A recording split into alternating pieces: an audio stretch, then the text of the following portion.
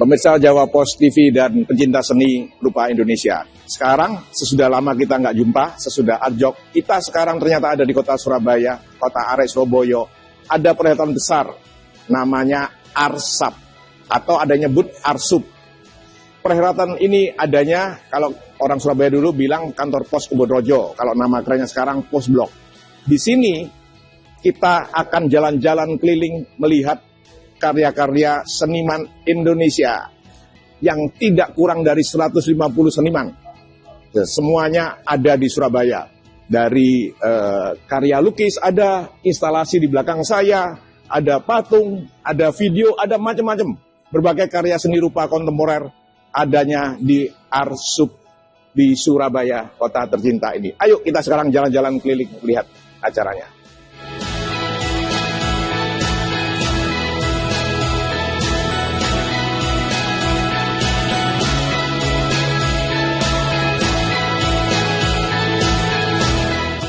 Pemirsa Jawa Pos TV dan pecinta seni rupa Indonesia. Perjalanan pertama kita, saya terjegat oleh teman saya ini, anak muda Mas Ito dari Bandung. Oh, masih muda ya? Iya. Namanya, mohon maaf, saya lupa. Saya panggil biasa Mas Ito. Mas Ito, nama lengkapnya siapa? Nama lengkap saya Nur Rahmati Desen. Oke. Dari Bandung ya? Bandung. Orang Sunda nih? Aslinya Jawa, Solo, tapi lama di Bandung. Oke. Mas Ito, karya Anda ini tadi saya akan melihat, loh ini beda dengan yang lainnya ya. Ada instalasi. Ini instalasi tentang apa Mas Ito? Jadi sebenarnya ini tuh hasil obrolan saya Pak. Jadi saya ngobrol dengan banyak petinggi-petinggi saintis di Lapan, di LIPI, di BRIN. Nah terus tuh si obrolan-obrolannya ada benang merahnya gitu. Jadi benang merahnya adalah pengennya apa sih gitu. Nah pengennya adalah mereka pengen maju, pengen futuristik. Tapi kendalanya adalah hal-hal yang klasik. Nah, akhirnya ini saya visualkan ke karya, di mana banyak figur atau ada petarung-petarung saintis lah yang akhirnya pengen futuristik itu, cuma dihadang oleh panah-panah. Panah-panah ini mensimbolkan hal-hal klasik itu, yaitu aturan, uang, pemerintah, kayak gitu-gitulah. Dan Mas Ito, visualisasinya kebetulan saya dulu penggemar Star Wars ya, sampai sekarang walaupun udah. Itu kalau saya lihat salah satu prince dari Star Wars ya. Siapa? Prince Leia. Nah, ini Prince Leia ya. Kenapa nih Prince Leia kok selain senjata ya, kok ada panah-panah tadi yang Mas Ito ngomong bahwa ini representasi dari apa? Prince Leia ini modern. Jadi si Prince Leia ini kan visualisasi dari petarung lah. Petarung, simbol kebebasan, simbol untuk kemajuan. Nah si saintis ilmuwan-ilmuwan yang saya ajak ngobrol tuh divisualisasikan simbolisasinya beliau. Kok ada panah-panah tadi? Yaitu yang menghadangnya si Prince Leia ini aturan-aturan klasik. Gitu. Oh, aturan-aturan klasik. Jadinya kayak panah simbolnya. Oke. Gitu. Kalau ini apa Mas Ito ini? Sama Mas. Sama Pak. Jadi emang obrolannya kurang lebih masih sama, cuma outputnya saya bedakan. Jadi kalau misalnya yang ini ada dalam bentuk lukisan, yang dalam bentuk instalasi. Cuma emang instalasinya seolah futuristik. Karena kalau misalnya dibayangin ini ceritanya satelit gitu. Oke. Satelit, terus tetap ada figur Leia-nya, terus tetap di panah-panah juga. Gitu. Mas Ito, ini kan orang Bandung. Ke Surabaya beberapa kali ya? Iya. Udah ngerasain kulineran Surabaya nggak? Udah. Apa nih yang sempat Mas Ito coba? Dari Selasa, udah lumayan 5 hari lah di sini. Udah nasi bandeng tuh di Gresik. Bandeng Gresik. Siapa aku lupa. Soto Madura daging jeroan. Waduh. Nasi campur Surabaya. Ikan pari penyet bakar. Yang belum sego Meduro. Pengen. Mas Ito, Anda melihat Arsup ini ya. Bagaimana menurut Anda? Karena ini dengarnya, ini Arsup ini lebih besar dari Arjok secara luas. Iya sih, secara luas emang cukup besar, dan secara ide ini sangat berani sih. Sangat berani untuk menginvasi Surabaya yang dikatakan masih belum dipapar oleh seni rupa kontemporer gitu. Jadi emang hebat sih mimpinya, idenya, ya semoga jadi pilar seni rupa Indonesia sih Pak. Gitu.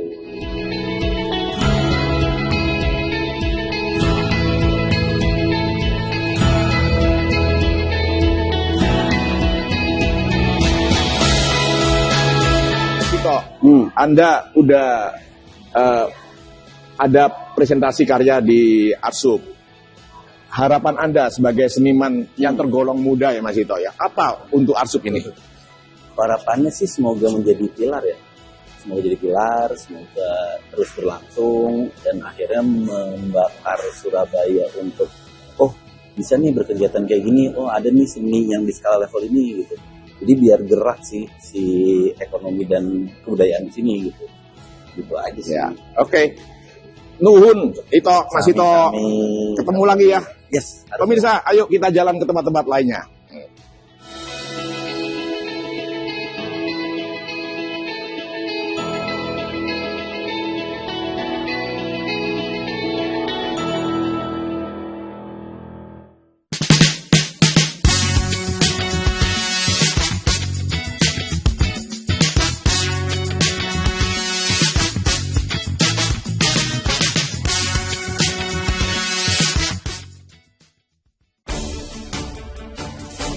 Mengisi waktu siang Anda, kami hadirkan berbagai informasi yang terjadi.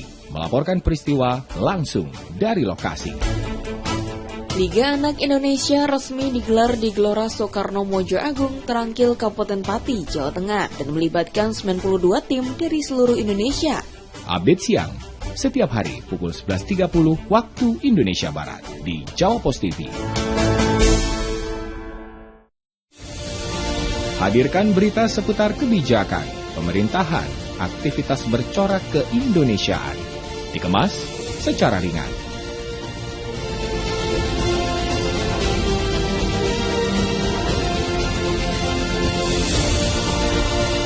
Saksikan Beranda Indonesia hanya di Jawa Pos TV.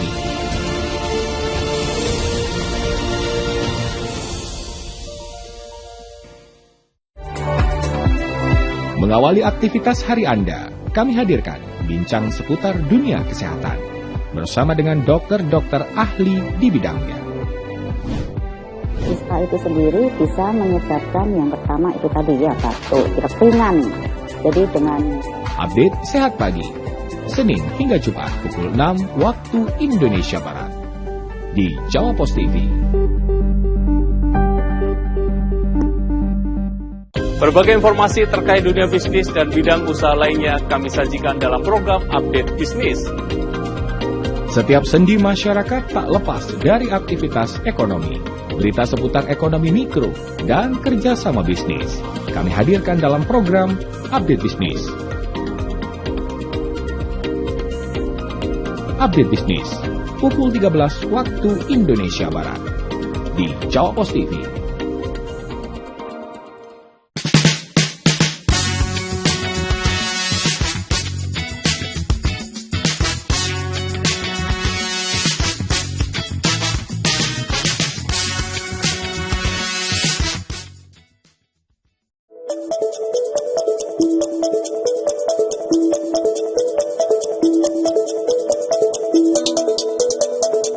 Pemirsa Jawa Pos TV, sekarang kita ada di lorong nih. Ternyata di Arsup ini ada lorong-lorong.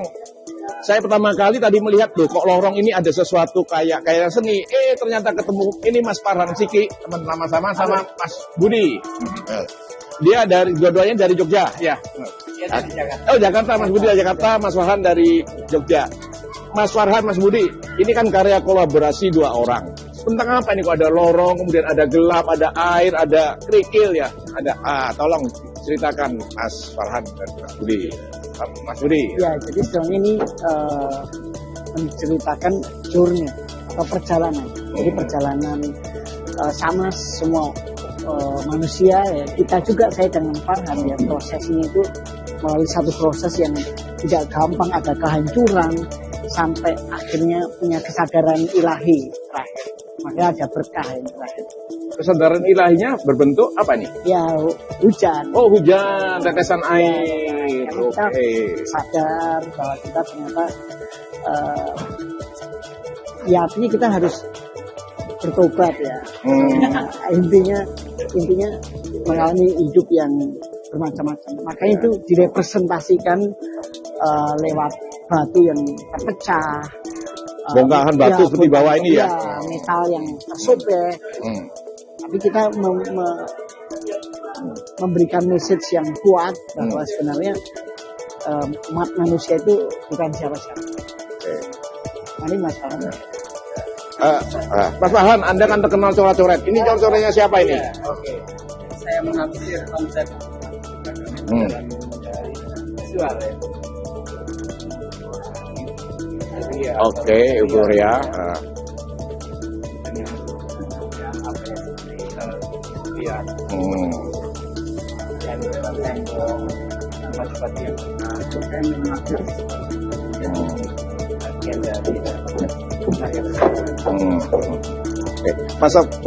Pemirsa, Mas Farhan ini terkenal sebagai street artist ya. Jadi orang jalanan, nih, orang jalanan. Dia yang biasa coret-coret, tapi coret-coretnya Mas Farhan ini keren gitu. Jadi bukan sekedar coret-coret merusak, tapi bernuansakan seni rupa gitu. Oke. Mas Farhan, melihat tadi kita lorong masuk gelap seperti terangkan Mas Budi ya. Kemudian kembali ke ilahi. Ini apa perjalanan Mas Farhan selama hidup ini atau apa nih kok ini gini? Mungkin seperti yang dikatakan Mas Budi. Semua manusia sebenarnya sama, soal rintangan, cobaan, kemudian tekanan, kemudian ambisi, harapan dan sebagainya. Akhirnya bagaimana orang bertahan atau survival itu?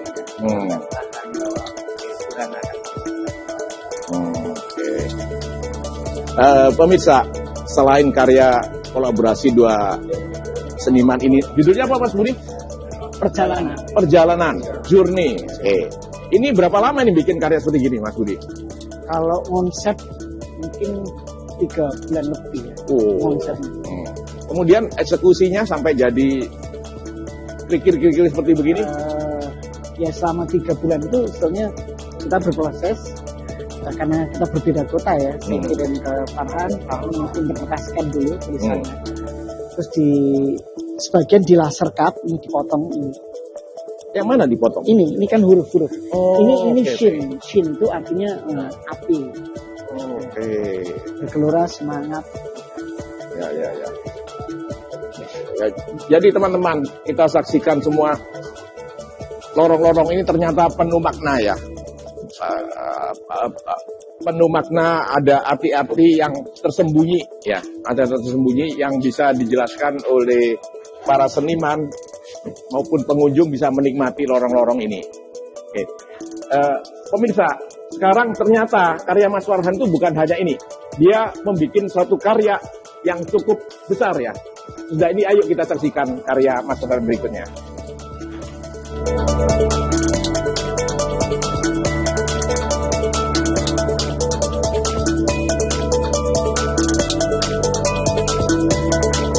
Mas Budi, ini instalasi apa ini? Ya ini sebetulnya permulaan. Jadi permulaan untuk melalui satu prosesi kehidupan. Ini makanya Bereshit. Ini dalam kitab Kejadian itu Bereshit nih, permulaan. Dan ini sebetulnya sama dengan Ahava. Ahava itu cinta.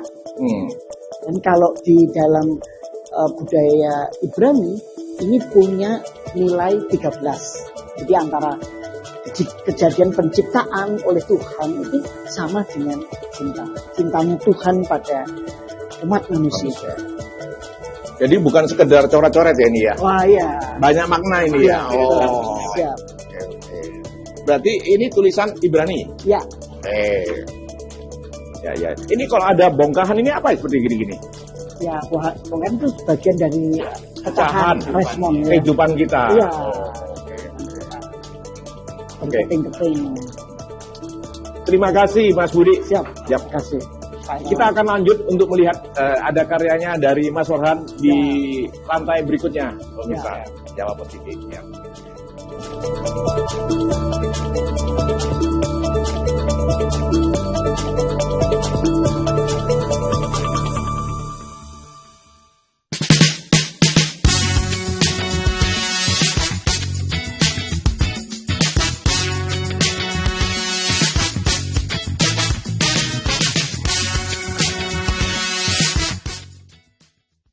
Mutiara Islam, tayangan religi membahas berbagai persoalan kehidupan di masyarakat dengan kajian dari sudut pandangan Islam.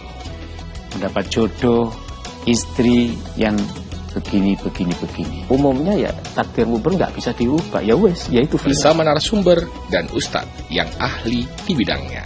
Saksikan Mutiara Islam setiap hari pukul 5 pagi hanya di Jawa Post TV.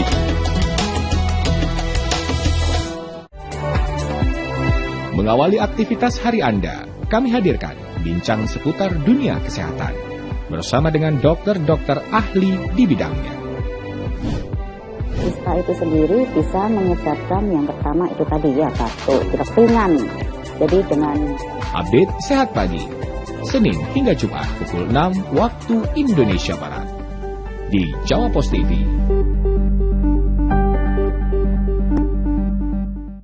Hei tuan-tuan dan nyonya-nyonya, siap-siap diajak muterin spot kuliner paling hits, paling ngenyangin, dan pastinya paling wena.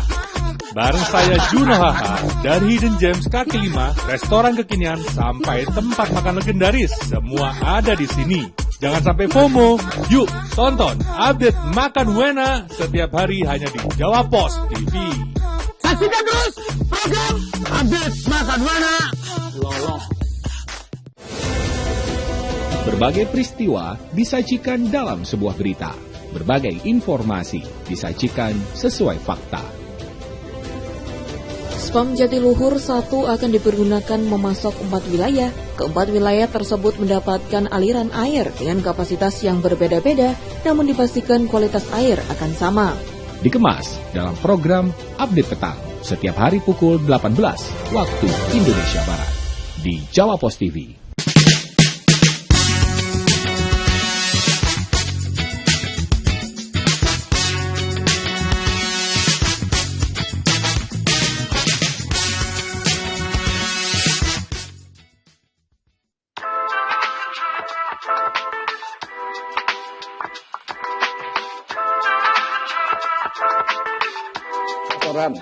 Sekarang kita nyampe ke karya Anda yang begitu besarnya. Berapa meter ini Mas Waran? 6 meter ini. 6 meter? Ya. Waduh, ketinggian?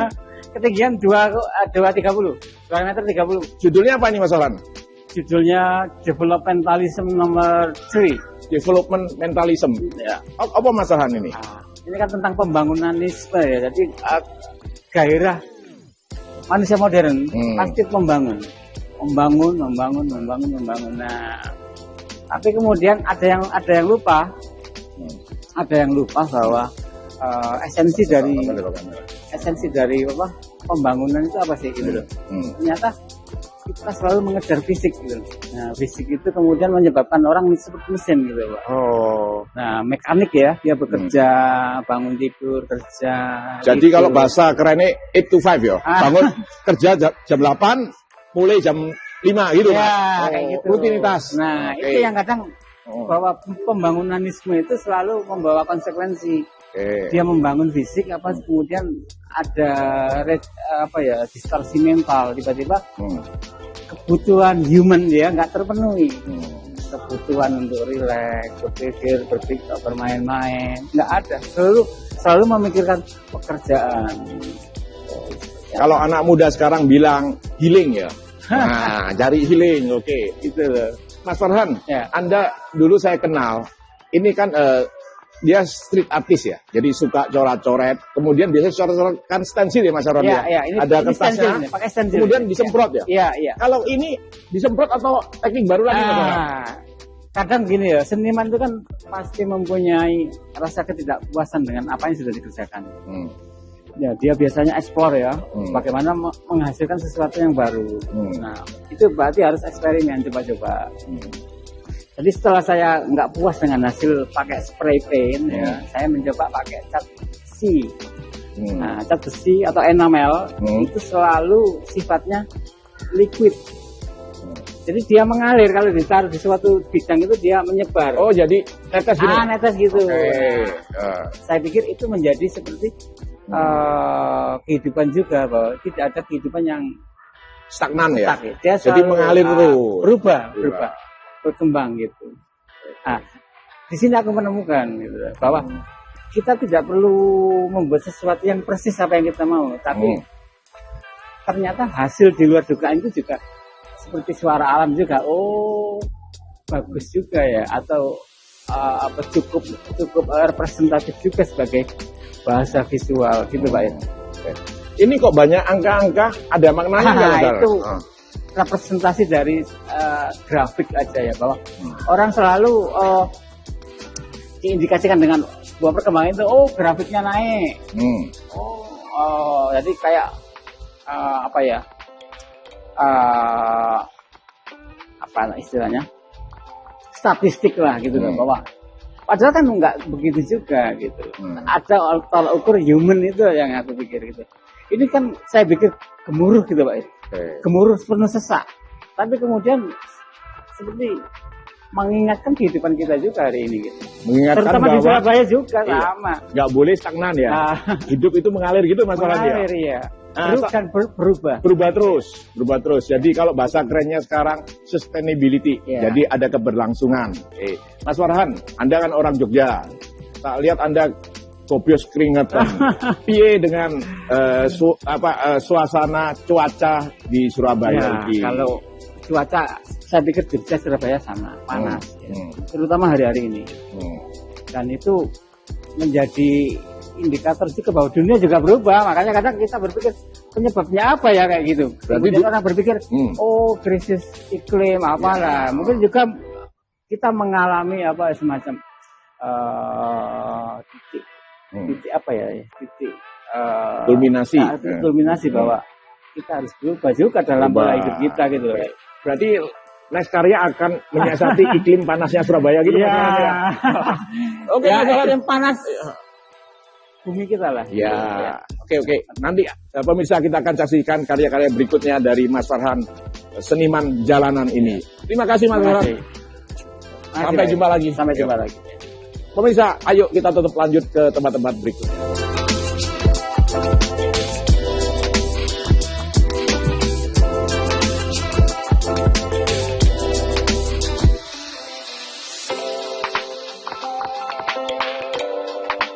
Kali ini kita ketemu dengan Arek Surabaya sebagai pengunjung dari Arsub. Saya manggil.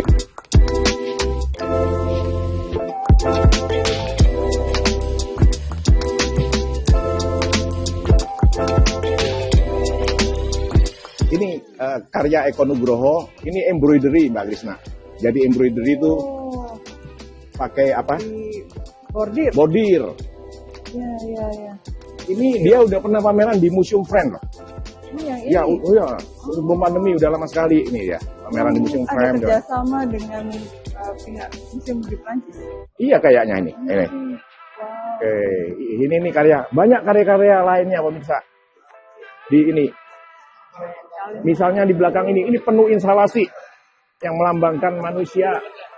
Nih, melambangkan manusia sama pohon-pohon yang ada. Mbak Krisna kalau melihat seperti begini, ini masih enggak sih ada di Surabaya karya-karya kayak gini nih? Sepertinya kok belum pernah ya. Jarang ada ya di Surabaya ya. Pemirsa jangan lupa kunjungi Arsub di Pusblok Kebun Rojo. Selama 1 bulan ini pameran besar berlangsung di kota tercinta Surabaya. Jadi jangan sia-siakan kesempatan. Kapan lagi kita bisa menyaksikan pameran seni rupa yang bukan menyajikan berbagai karya, menyajikan berbagai medium di kota Surabaya. Terima kasih Mbak Krisna. Terima kasih Pak Rawan. Yuk.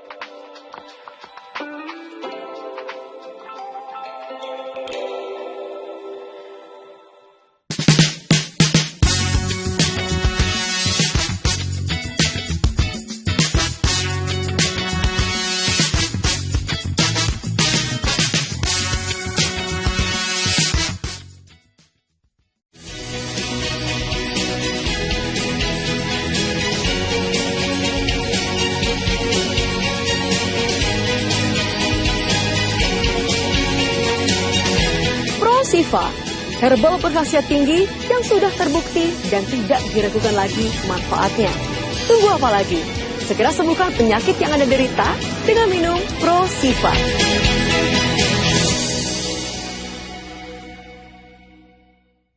Berbagai informasi terkait dunia bisnis dan bidang usaha lainnya kami sajikan dalam program Update Bisnis. Setiap sendi masyarakat tak lepas dari aktivitas ekonomi. Berita seputar ekonomi mikro dan kerjasama bisnis kami hadirkan dalam program Update Bisnis.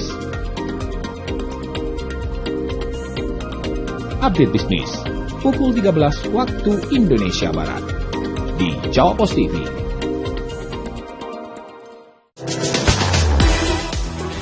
Deretan video lucu dan unik dari netizen yang viral di media sosial bakal bikin harimu lebih asik dan menarik.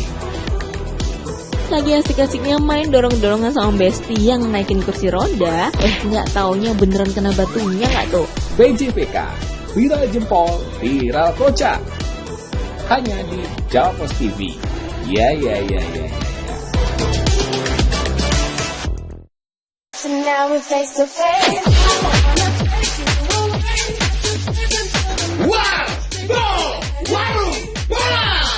Update klasmen Liga Indonesia, top skor dan pemain terbaik, berita-berita seputar lapangan hijau.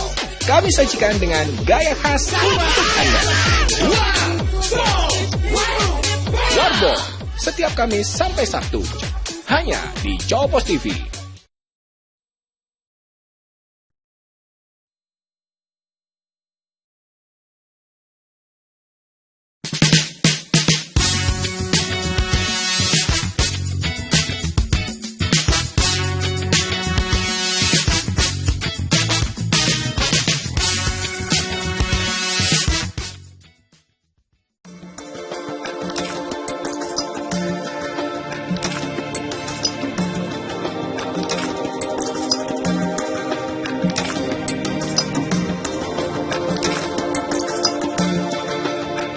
Pemirsa Jawa Pos TV, sejak tadi kita ketemu sama seniman sama laki-laki. Kali ini kita bertemu dengan seniman perempuan yang dari Jogja. Halo. Saya sebut Mbak Tere, nama lengkapnya siapa? Wah, halo, nama saya Teresi Agustina Sitompul. Saya berasal dari Yogyakarta. Oke. Mbak Tere, ini karya-karya apa ini? Oh, judulnya iya. apa nih? Ini judulnya itu adalah Kelahiran Kembali, Pak. Mas, Mas ya? Ya, Reborn berarti. Reborn, Kelahiran Kembali. Dari apa ini Kelahiran Kembali? Jadi ini sebenarnya saya kolaborasi dengan Bubble ID. Bubble ID itu adalah sebuah apa ya, kita bisa dikatakan adalah sebuah gerakan, bukan gerakan sih sebenarnya, pabrik ya, atau sebuah apa ya bilangnya ya. Bubble ID itu pokoknya adalah dia merecycle baju-baju atau fabric yang sudah tidak, atau sebuah limbah menjadi kain lagi. Jadi ini asal usulnya seperti ini ya? Ya. Ini berarti dari kain, kemudian dari limbah. Dari limbah? Dari limbah-limbah fabric. Dari limbah-limbah fabric, terus ini ada 3 macam. Nah, ini yang paling tebal 1. Terus setelah itu ini yang macamnya ini, dan yang ketiga yang ini dia yang lebih tipis. Nah, pengerjaannya adalah kalau yang ini itu menggunakan mesin auto semi automatic ya. Untuk mengurai jadi benang lagi. Ya. Okay. Jadi dari limbah menjadi kayak diurai lagi menjadi kapas, terus menjadi benang lagi untuk menjadi sebuah kain. Okay. Nah, kalau ini menggunakan alat tenun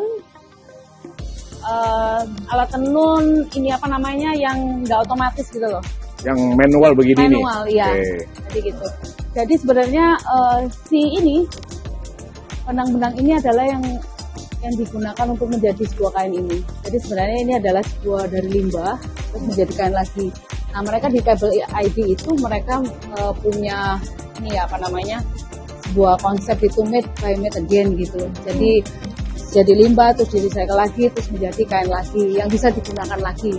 Nah, di dalam karya saya nih Mas Irwan ya, kembali kelahiran kembali itu sebenarnya bagaimana si konsep ini adalah sebuah kesadaran. Jadi dasar dari kehidupan itu adalah sebuah kesadaran. Maksudnya jadi kembali tadi dari kain, gumbalan kain, kemudian jadi kapas, benang, terus jadi kain lagi, itu kan kelahiran kembali. Seperti kelahiran. Terus kesadarannya ini kok digambarkan dalam bentuk manusia apa ini? Sebenarnya gini, titiknya sebuah kesadaran itu sebenarnya dasar dari manusia itu adalah sebuah kesadaran. Misalnya nih, ya sadar lapar, ya sadar bahwa salah, sadar bahwa ini. Jadi sebuah kesadaran. Jadi apa yang dilakukan itu adalah kita sadar bahwa yang limbah ini bisa digunakan lagi. Jadi maksudnya ngiling gitu. Iya. Jadi sebuah kesadaran. Jadi kesadaran itu ya harusnya ada di kita sih ya. Jadi nggak cuma nggak sadar lagi ya hidup. Okay. Inilah pemirsa ciri khas dari seniman, memberikan sesuatu ke kita, ide-ide kreatif yang seringkali nggak kita bayangkan. Iya. Tere, berapa lama Anda udah berkecimpung sebagai seniman? Seniman ya itu agak susah ya. Pertanyaan sangat sederhana, tapi agak susah dijawab karena kan akhirnya kalau kamu pas jadi seniman itu pas apa gitu kan. Akhirnya kalau kuliah kan dari tahun 99, entah itu jadi seniman apa enggak ya kan. Tapi menjadi seniman itu saat bagaimana karya Anda diapresiasi oleh publik gitu. Nggak cuma karena lagu ya, tapi karena karyamu tentang apa itu sudah sebagai penghargaan sebenarnya. Jadi create something gitu loh untuk publik. Okay. Mbak Tere, Anda tadi create something to public. Kemudian ini hari pertama dari Arsub. Bagaimana pendapat Mbak Tere sebagai seniman Jogja yang biasa mengalami seni-seni yang luar biasa besar dibandingkan dengan Arsub ini? Bagaimana kondisi pengunjung, bagaimana kondisi lapangan di sini? Ya secara flow sebenarnya ini ya oke ya, meskipun ini baru pertama menurut saya sudah hebat sekali. Ini bisa menjadi oase di Surabaya gitu. Yang panas ini Mas ya. Meskipun panas, tapi ini membangkitkan lagi gitu loh. Gairah insan-insan seni kan Surabaya. Dan kunjung itu pameran besar ini. Gitu. Oke. Jadi dan menurut saya juga karya-karyanya sangat beragam gitu. Bisa mewakili beberapa genre sama kesenangan publik ya. Jadi kayak ini pemirsa ada instalasi, di sana nanti ada lukisan, ada abstrak, ada video, ada dan berbagai bentuk dari medium dari seni. Betul. Jadi itu menambah aspirasi tadi ya. Iya, bahwa seni itu tidak hanya lukisan. Nah, itu pesan sponsor dari Mbak Tere yang biasa berkarya dengan berbagai medium. Oke, Mbak Tere, terima kasih atas partisipasinya di Kota Surabaya. Siap. Kita harapkan tahun depan berkarya lagi di Surabaya. Siap, tentu pasti ya. Ini pasti akan lebih hebat lagi di Surabaya ya. Oke, terima kasih Mbak Tere. Bye-bye.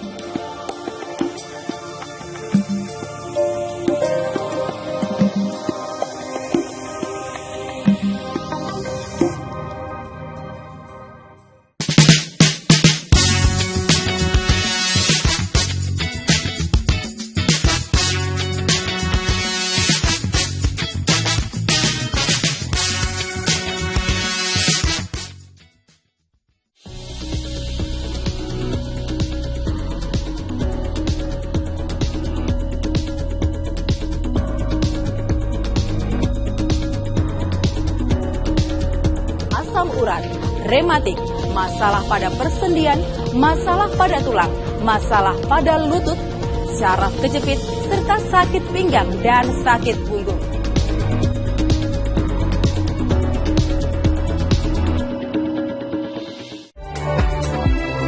Mengawali aktivitas hari Anda, kami hadirkan bincang seputar dunia kesehatan bersama dengan dokter-dokter ahli di bidangnya. Ispa itu sendiri bisa menyebabkan yang pertama itu tadi ya batuk, pilek ringan. Jadi dengan update Sehat Pagi, Senin hingga Jumat pukul 6 waktu Indonesia Barat di Jawa Pos TV.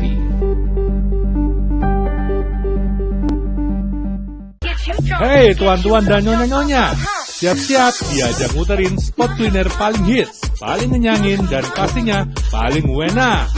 Bareng saya Juno Haha dari Hidden Gems kaki 5, restoran kekinian sampai tempat makan legendaris, semua ada di sini. Jangan sampai FOMO, yuk tonton update Makan Wena setiap hari hanya di Jawa Pos TV. Saksikan terus program update Makan Wena. Loloh. Jangan lupa saksikan acara update zodiak. Kita akan membuka misteri-misteri yang terjadi pada diri kita dari sifat, percintaan, jodoh, dan lain-lain. Senin dan Rabu setiap jam 7 malam sampai jam 8 malam Anda bisa saksikan di acara Update Zodiak bersama Andre Show.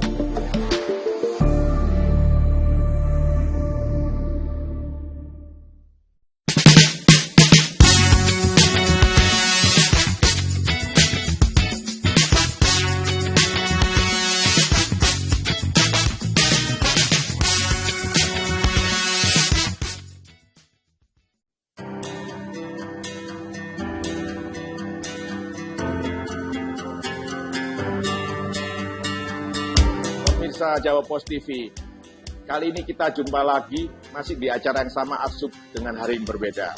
Saya masih tetap pakai kaos Indonesia karena ini menampilkan 154 seniman Indonesia. Ayo kita sekarang kulik seniman Surabaya, Mas Agus Kucing. Mas Agus, Anda adalah salah satu seniman dari 154 seniman nasional yang tampil di Arsub. Ini kalau saya baca captionnya tentang dialog sehabis pentas. Ini karyanya tentang apa nih Mas Agus? Ini sebenarnya menceritakan tentang budaya teater Nusantara, Pak. Yaitu teater Nusantara Ludruk. Jadi sebenarnya ini mengangkat, kalau kita berbicara tentang budaya lokal, gitu. Di Surabaya dulu kan Ludruk itu sebenarnya bagian dari budaya kehidupan sehari-hari masyarakatnya. Gitu. Jadi ini sebenarnya setelah Ludruk itu semakin lama semakin terpinggirkan atau mungkin tempatnya sudah nggak ada, maka ini para pelakon ini dia berdialog terus nasib kita nantinya bagaimana kalau ruang-ruang itu sudah tidak ada gitu. Salah satu karakter dari Mas Agus, saya tadi dari kejauhan udah kelihatan ini karya Mas Agus. Mas Agus ini berhasil menampilkan karakter yang menjadi ikon dari Mas Agus seperti begini ya. Ceritanya bagaimana ini Mas, karakter seperti ini? Ya, kalau karakter dari karya saya ini sebenarnya kan sebenarnya terinspirasi juga dari seperti wayang seperti itu ya, seperti istilahnya itu seni rupa tradisi kita, Pak. Jadi seni rupa tradisi kan cenderungnya kan flat gambarannya. Jadi ya seperti wayang kulit, wayang bebet, ya. Terus mungkin motif-motifnya bisa dari lukisan kaca, batik dan lain-lain. Ada yang pakai topeng juga ya? Iya. Karya yang di dinding selanjutnya ini tetap Ludruk ya Mas Agus ya? Iya, ini Ludruk. Ini Ludruk, cuma Ludruk ini kan sekarang kalau kita melihat kan sudah jarang. Nah, ini saya angkat aja karena panggungnya sudah tidak ada, saya angkat di panggung lukisan kaca. Jadi ini mediumnya kaca ini Mas? Mediumnya kaca, ini lukisan kaca. Jadi saya pindah. Yang Ludruk itu biasanya bermain di tobongan atau di panggung, ya karena tempat-tempatnya sudah nggak ada, maka saya pindah di dalam lukisan kaca. Panggungnya saya pindah ke sini. Jadi ini ada cerita sampai Intai. Sampai Intai. Ya, ini kan pembuka, ini Remo. Pembukanya itu Remo. Ini sampai Intai. Terus ini tentang Cak Durasim. Cak Durasim yang gedung Durasim itu. Ya, kan nih, ada ini Cak Durasim. Ini Pagupon Omaidoro, melok nipon tambah soro. Waktu dia mengkritisi, akhirnya kan ditangkap oleh Jepang. Lalu karena mungkin tersiksa dan lainnya, akhirnya meninggal. Maka Cak Durasim ini menjadi salah satu tokoh yang sebenarnya dia juga memperjuangkan tentang istilahnya perlawanan terhadap kolonialisme waktu itu. Cak Durasim ini apa? Tokoh budaya Ludruk. Tokoh budaya Ludruk. Gitu. Nah, kalau ini Sawung Galing. Sawung Galing ya, cerita tentang Sawung Galing. Apa ciri khas Jawa Timur Sawung Galing? Sawung Galing ciri khas Surabaya. Karena dia sebenarnya bercerita tentang Surabaya ketika dia juga melakukan perlawanan terhadap kolonial. Waktu itu Belanda, VOC. Terus ceritanya kepiye? Nah, kalau Sawung Galing ini kan memang dia sebenarnya juga keturunan dari seorang pangeran gitu lah ya. Nah, cuman karena melihat masyarakat ya kan, rakyat kecil ya, masyarakat dan lainnya, terus melihat sistem perpajakan dan lainnya. Nah, akhirnya Sawung Galing ini melakukan perlawanan juga. Seperti itu. Pemirsa saksikan, belangkonnya sama dengan yang saya gunakan. Ini belangkon Jawa Timur ya Mas ya? Ya. Terus yang ini apa ceritanya? Nah, kalau ini peristiwa-peristiwa. Jadi mulai dari sini, ludruk itu sebenarnya kan juga sebagai alat perjuangan dulu. Jadi di tahun 1945 itu ludruk itu sebagai salah satu area panggung untuk provokasi. Siar tentang kemerdekaan atau perlawanan terhadap mungkin kolonialisme waktu itu. Jadi dia kan nyamar jadi perempuan, jadi apa untuk memprovokasi masyarakat agar melakukan perlawanan. Gak semua orang sekarang paham apa itu ludruk. Apa benar ludruk itu yang main laki-laki semua? Kalau kebetulan yang saya riset ini, saya kan berbasis riset. Nah, ludruknya kan irama budaya. Dia lebih banyak, mungkin 80% itu kalau di data saya itu waria. Jadi perempuan. Transgender. Oke. Itu. Mas, Anda pegang buku terus apa gimana? Nah, ini buku riset saya, Pak. Jadi tentang ludruk irama budaya, yang mungkin ludruknya sekarang sudah buyar. Itu. Mas Agus ini meriset juga ya selain seniman, karena beliau ini dosen di STKW Surabaya. Ya? STKW singkatan apa, Mas? Sekolah Tinggi Kesenian Wilwatikta Surabaya. Ya. Terus yang di terakhir itu ada video ludruk ya, Mas ya? Ya. Video apa ini ludruk ini? Ludruk ini salah satu dokumentasi saya. Itu menceritakan tentang bagaimana kehidupan ludruk pada saat di Pulau Wonokromo. Yang sekarang Pulau Wonokromo itu daerah Wonokromo. Depannya pasar Wonokromo itu. Apa nih, Mak Yiyi? Kebun binatang. Kebun binatang. Joyoboyo depannya itu, Pak. Oke. Pasar. Nah, ini para waria. Ya. Pemainnya para waria dan mereka bermain di sini sebenarnya kepingin menguatkan diri bahwa dia itu seorang waria. Kalau kamu tahu saya yang sesungguhnya, maka identitas saya ada di panggung itu. Nah, gitu. Jadi dia sebenarnya memperjuangkan tentang gender mereka. Kalau di masyarakat kan waktu itu dianggap, waria itu sumbernya sesuatu yang dianggap masalah sosial gitu. Tapi ketika dia berada di panggung, dia menunjukkan bahwa ini loh kepawaian saya, jadi bintang panggung. Loh, ini tempatnya masih ada nih, Mas, sekarang, Mas? Tempatnya sudah kena jembatan yang baru itu. Yang jadi ikon Surabaya yang baru. Gitu. Berarti tergusur. Nah, tergusur tapi ada gantinya. Pindah ke TAS.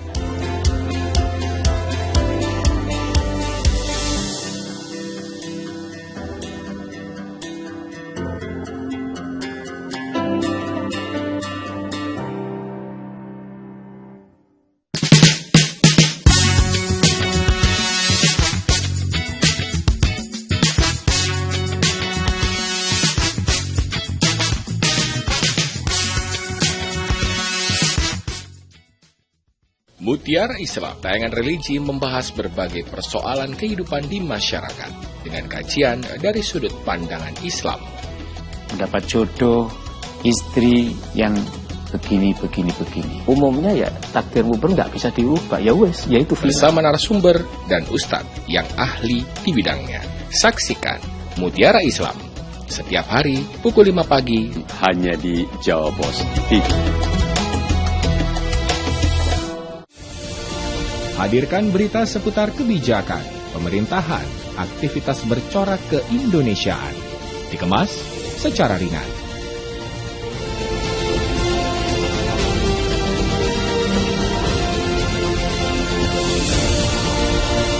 Saksikan Beranda Indonesia hanya di Jawa Pos TV.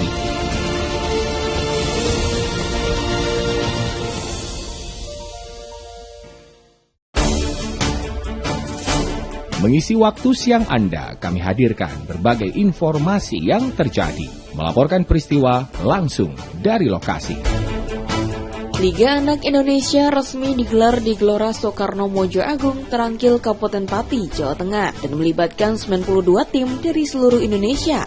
Update siang, setiap hari pukul 11.30 waktu Indonesia Barat di Jawa Pos TV. Berbagai informasi terkait dunia bisnis dan bidang usaha lainnya kami sajikan dalam program Update Bisnis. Setiap sendi masyarakat tak lepas dari aktivitas ekonomi. Berita seputar ekonomi mikro dan kerjasama bisnis kami hadirkan dalam program Update Bisnis. Update Bisnis pukul 13 waktu Indonesia Barat di Jawa Pos TV.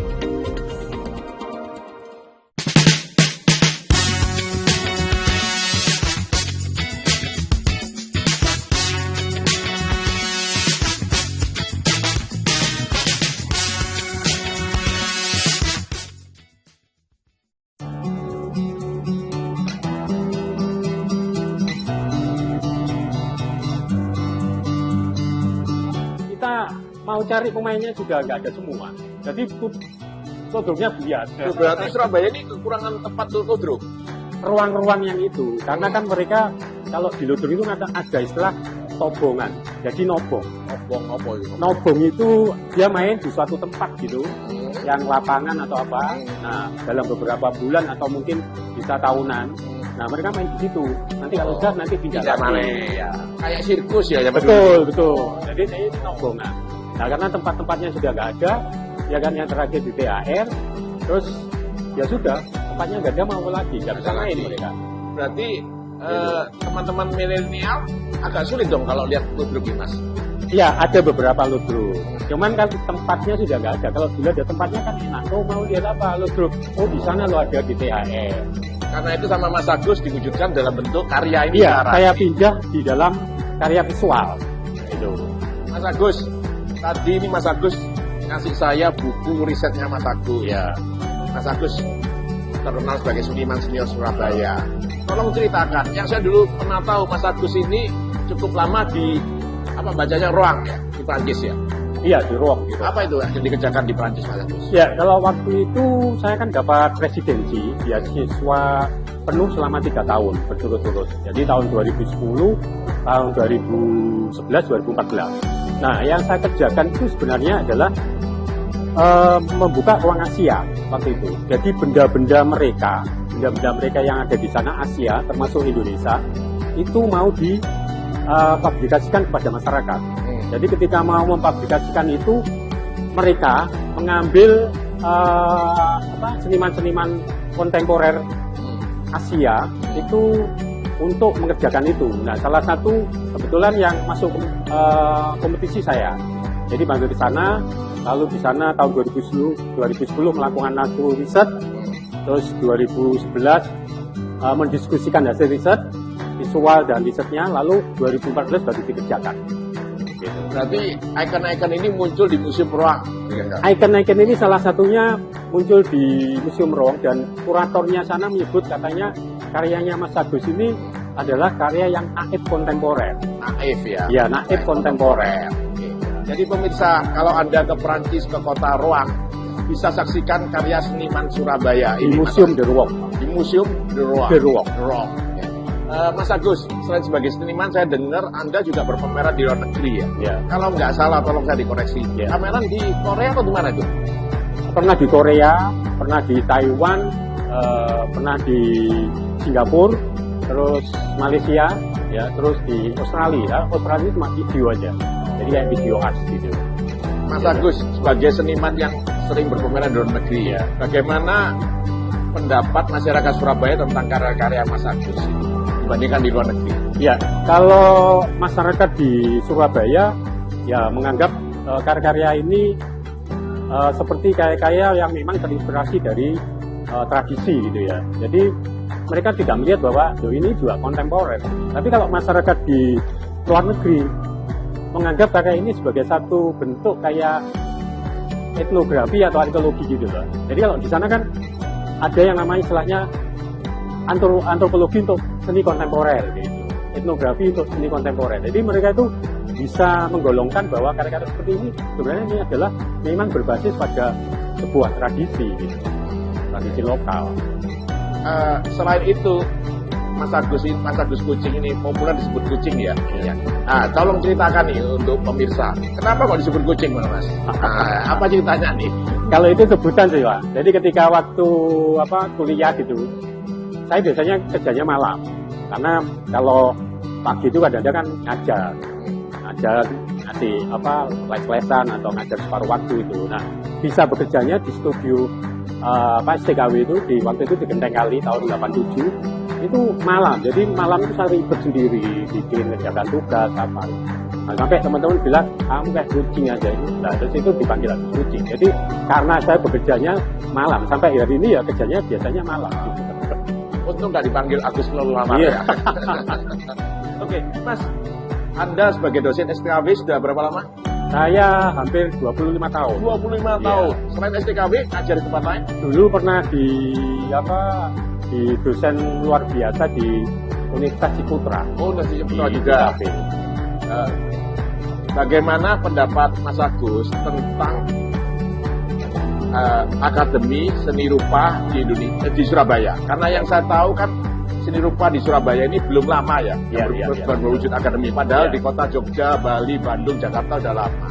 Sekarang perkembangannya bagaimana nih Mas Agus? Kalau menurut saya sebenarnya perkembangan seni rupa di Surabaya era sekarang ini sebenarnya mereka juga membenahi ya, yang namanya kurikulum akademiknya membenahi. Jadi mereka ada beberapa yang mereka bisa mengikuti arus perkembangan zaman. Gitu. Tapi memang ada juga yang masih kita mungkin ke klasik aja.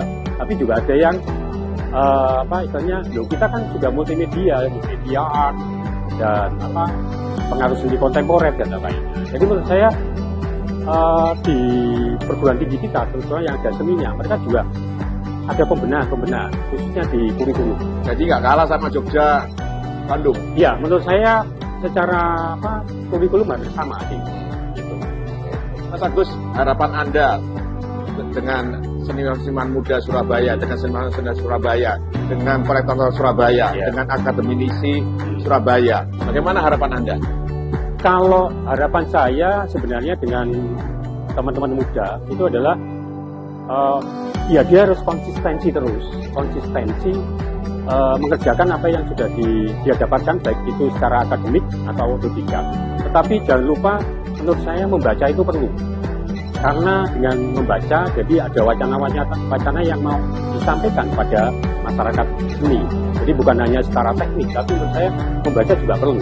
Membaca fenomena sosial, membaca politik, budaya, dan membaca yang sifatnya mungkin filsafat dan lain-lain. Nah, ini sebagai satu referensi yang menurut saya menarik. Karena kan kalau itu menambah satu wawasan untuk teman-teman muda, itu akan menarik. Gitu. Nah, kalau untuk teman-teman akademisi ya itu tadi mungkin harus ada perubahan-perubahan kurikulum yang itu bisa mengikuti era zamannya. Nah, kalau kolektor, Pak Irawan sendiri kan kolektor, gitu Pak. Ayo Pak. Pemirsa, untuk kolektor akan kita cerita di sesi berikutnya.